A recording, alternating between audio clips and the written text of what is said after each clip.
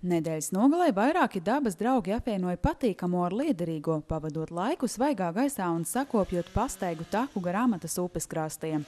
Kopumā šī taka stiepjas 13 km garumā, taču talka notika posmā no Melturu tilta līdz Kārļu zivjaudzētavai, kā arī tika sakopta teritorija pie Ainavu kraujas. Viss taka ir sadalāma posmos, tad pirmais posms būtu no Melturu tilta līdz Kārļu zivjaudzētavai, tātad līdz šitam tiltam, tad Ainavu krauja līdz Zvārtas iezim, Zvārtas iez līdz Veclauču tiltam. Tādas trīs galvenie posmi. Daudz nekas viņai nav jātīst, galvenais ir viņu celt saulītē, kopt un dot informāciju par viņu.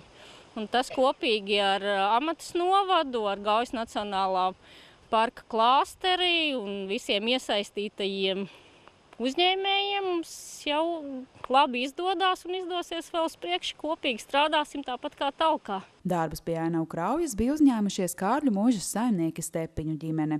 Ar Amatas novada domes atbalstu aizvadītajā nedēļā šeit atjaunots koka tiltiņš. Tomēr, kā jau brīvā dabā, talkotājiem darba šeit netrūka. Taka bija jāatbrīvo no nokaldušiem un nolūsušiem kokiem, tāpat arī no krūmiem, kas aizsedza smilšakmens iežus un citas ainaviskas vietas. Vienlaikus tika atjaunots arī takas marķējums. Taka jātiek regulāri marķēta un lai neapmaldītos, kaut gan galvenais orientieris ir Amatas upe, tomēr labāk izejamās taciņas, lai var saprast, kur iet.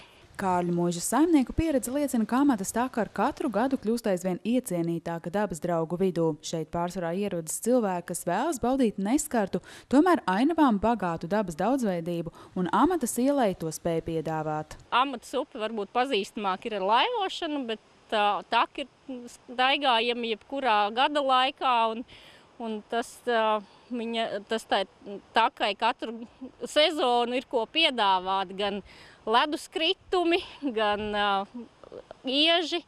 Katrā sezonā ir sava burvība. Amatas taka ir iecienīta vieta arī slēpņotājiem, jo gar upes krastiem ir izvietoti 49 slēpņi. Tāpēc takas sakopšanas darbos piedalījās arī slēpņošanas entuziasti. Interese par šo nodarbi pēdējos gados Latvijā ir ļoti augusi, un Amatas taka ir viens no objektiem, kas piesaista slēpņotājus arī no citām valstīm. Pagājuši gadu, kad slēpņotāji rīkoja mega pasākumu, tādu lielu grandiozu pasākumu, kad bija sabraukuši dažādi turisti no citām valstīm, Vācijas, Somijas un tā tālāk.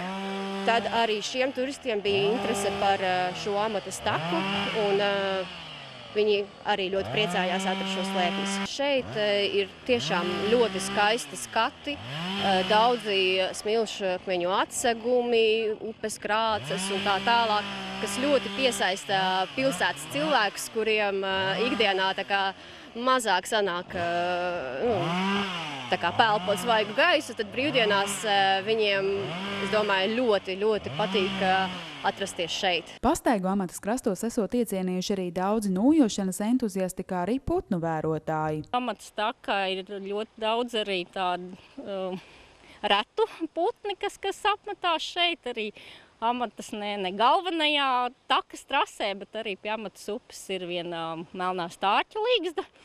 Un ir mums viesi, kas ir redzējuši. Talkotāji cer, ka takas apmeklētāji novērtēs šeit padarīto un dabas teritorijā neatstās dažādus sadzīves atkritumus, kas nereti bojā ainavu un traucē arī citiem apmeklētājiem.